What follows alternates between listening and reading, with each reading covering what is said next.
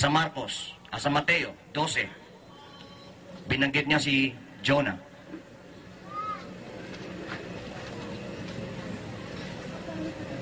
At pinagdiinan niya na si Jonah hindi namatay. Kung kaya, si Jesus ay hindi rin namatay. Sabi ng mga Hudyo, si Jonah hindi namatay, kung kaya, si Jesus ay hindi rin namatay. Sang-ayon po sa aking pagkaunawa, yung pong pangyayari kay Jonah ay hindi po bawat detalye ay pwede nating ihambing kay Kristo Jesus. Bawat detalye. Katulad din naman sa Biblia, may binabanggit sa Biblia na sabi doon, be wise as a serpent and be harmless like a dove. Sabi po ni Kristo, maging maamo kayo. Katulad ng kalapati. At maging matalino kayo tulad ng serpiente. Yun po ay isang analogy. Paghahambing. Na kung ang bawat katangian ng serpiente ay gagayahin natin, ay lalabas. Lahat ng po ng mga Kristiyano ay magiging katulad ng serpiente. Pati ang pagiging tuso ng serpiente at lahat na ng mga negative na katangian. Subalit, naniniwala ko na selective yun. Ang application ay selective. Depende sa konteksto. Kung ano nilalaman. At ang nilalaman noon, ng comparison ay yung pagiging matalino lamang ng serpiente. At doon kay Jonas naman, ang paniniwala ko doon, ay yung kanya lamang na yung kanyang 3 araw at 3 gabi doon sa tiyan ng balyena, ito ay symbolism ng kamatayan ni Kristo. Yun ang aking tayo.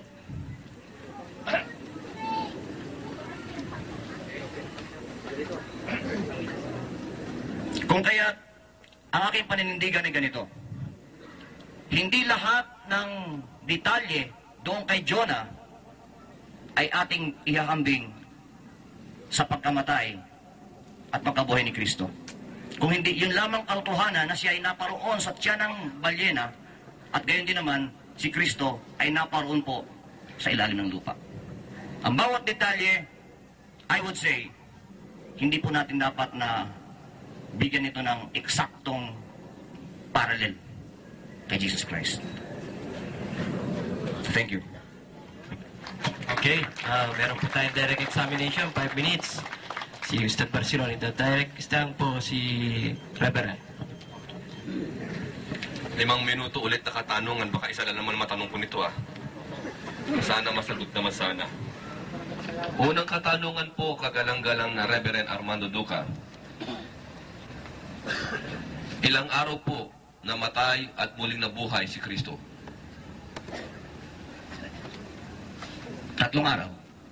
Ano po ibig sabihin nun? Yan po ba ay isang ilang oras po kumakatawan yun? 72 hours. 24, 72. Hindi ako sigurado. Pero ano po ibig sabihin ng 3 araw? Ang sabi sa Biblia ay 3 araw, doon lang ako nakatayo sa 3 At araw. 3 gabi, sabi ni Jesus Christ.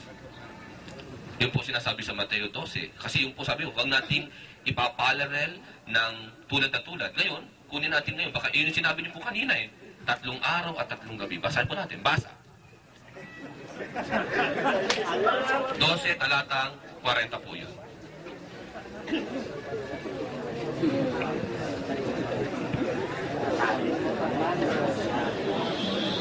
For as Jonah was 3 days And 3 nights yun, in the belly. yun po. Ano ibig sabihin po noon? Kumpletong 72 hours. No doubt. Yun ang nakalagay. Yun po. Salamat po. So, nagpapatunay po, 3 araw. Okay. Kailan po nagsimula at oras ng mamatay si Kristo sa krus? Sapagat bibilangin natin po ngayon. Hindi ako sigurado, kapatid. Anong araw po namatay si Kristo? Biyernes. Ayon po sa Biblia, Pastor. Hindi ako sigurado, kapatid. Babasa po tayo sa Biblia. Ayon po sa mga aklat ng Mateo, Marcos, Lucas at Juan, binabanggit po doon, Reverend, na si Kristo po ay namatay araw ng Sabat. Kung paanong minamadali nila na maipako si Kristo ng araw na iyon, minamadali din nila itong mailibing sapagkat palating na ang oras ng Sabat. Tama po ba? Yun po. Binabanggit sa Biblia po yun. Malinaw po yun eh. Yun po hindi natin pwedeng pasubalian. Matatagpuan natin yan sa napakaraming talata ng Biblia. Araw po ng Sabat. In other po yan, paglubog ng Biyernes ng alas 6 ng hapon.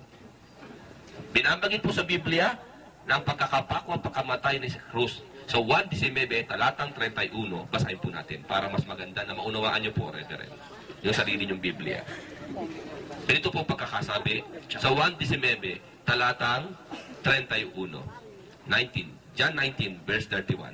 Ganito po pagkakasabi. Ang mga Hudyo nga, sapagkat nooy paghahanda upang ang mga katawan ay huwag mga tira sa krus, sa Sabat, sapagkat dakila ang araw ng Sabat na yaon. Araw po ng Sabat, Biyernes po yan. Okay. Anong oras po namatay si Kristo, nalagutan ng hininga? Binabanggit po yan, Reverend, tutulungan ko na kayo. Lucas 23, 54 hanggang 56. Tignan niyo po ha, Biblia niyo ito ha.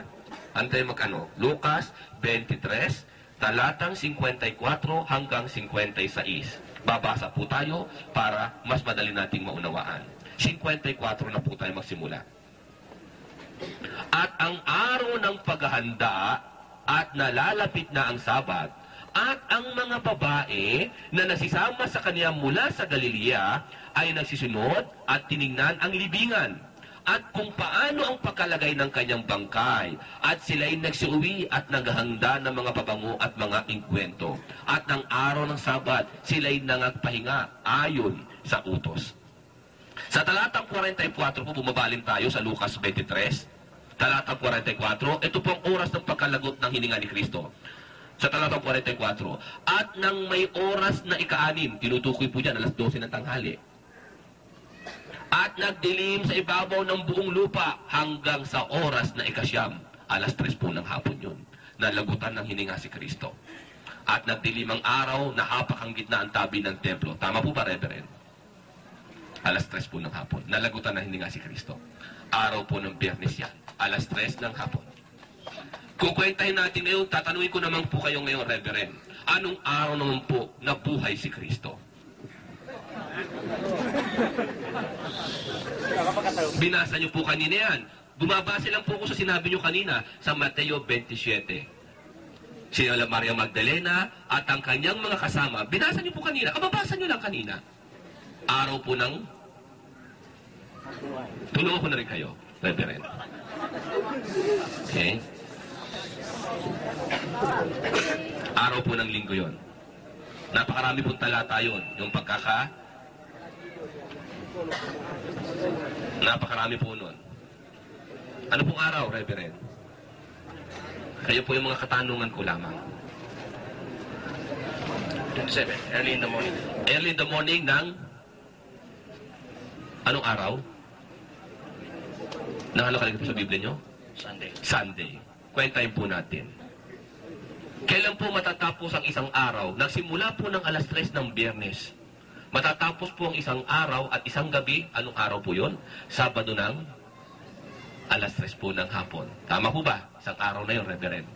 Matatapos ang pangalawang araw, linggo ng alas 3 ng hapon. Tama po ba?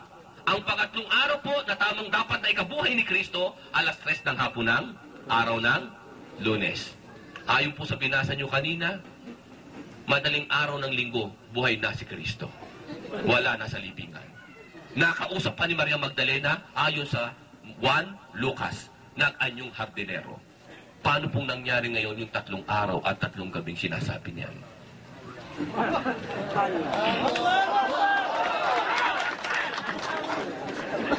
Yun po ang aking katanungan, Reverend. No po, dahil kailangan pong malaman nyo yung bagay na yon. Paano naging 3 araw yun? Wala pa nga pong 2 araw. Wala pa nga pong isang araw at kalahati dahil